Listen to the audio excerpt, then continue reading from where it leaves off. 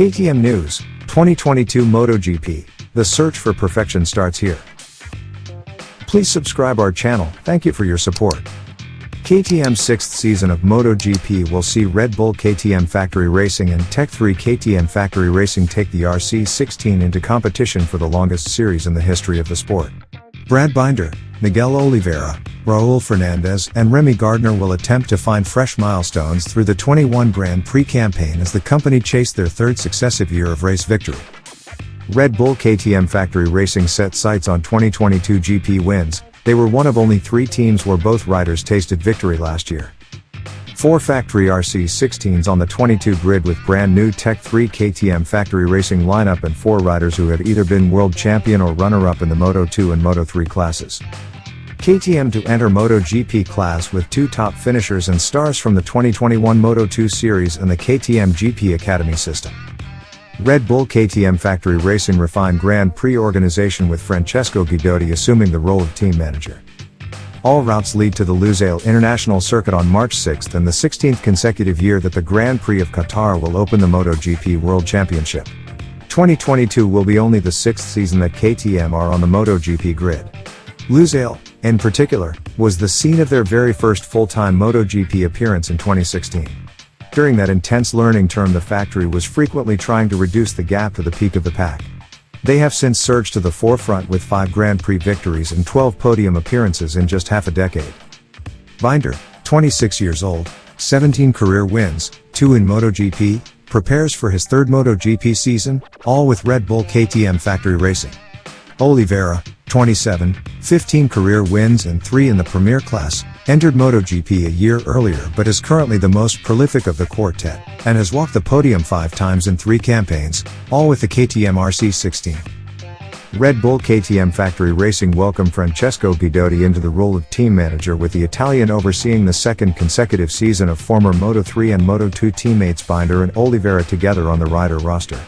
Guidotti will bring his former experience and nuance in the category to a refined setup that will focus on pure results, with the KTM testing team, led by Danny Pedrosa and Mika Kallio, spearheading development of the KTM RC16 away from Grand Prix.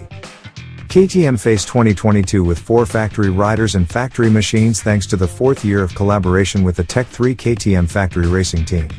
Hervé Poncherel's knowledgeable and decorated outfit will again help to induct 2 exciting new recruits. Moto2 world champion Remy Gardner, 23 years old and 6 career victories, and 2021 runner-up Raul Fernandez, 21 and 10 triumphs in 2 classes.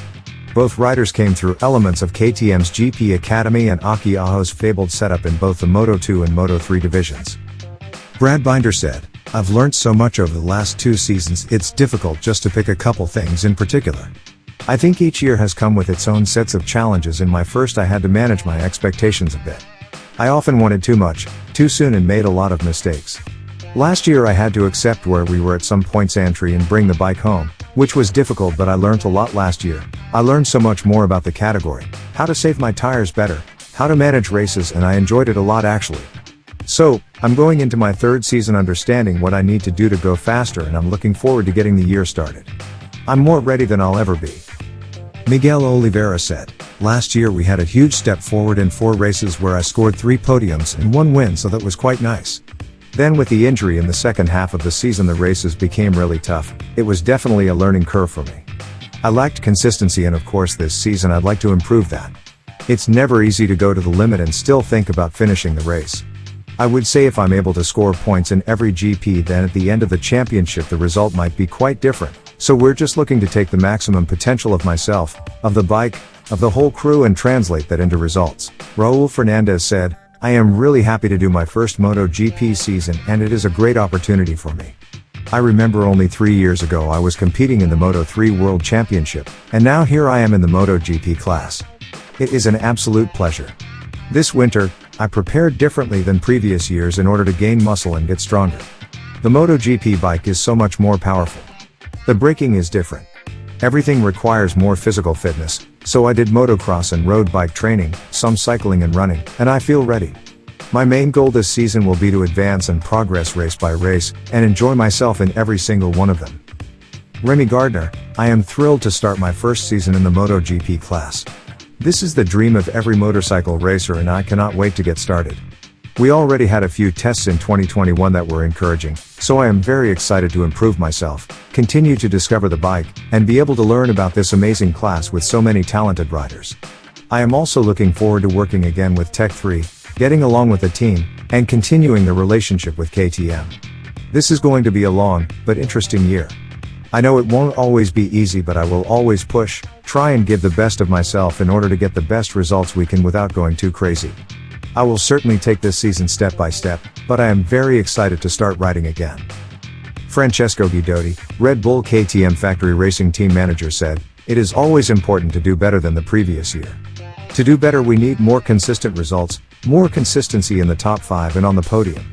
We have to develop the bike to make the riders happy, to give them the right feeling and confidence to achieve these results. Of course, their position is an important one because they need to show the potential of the bike and the project. They have 2 to 3 years experience in this category now, so maybe it is the right moment to use this experience. They have already won some races, so the ability and the potential is there, so we have to see it more regularly.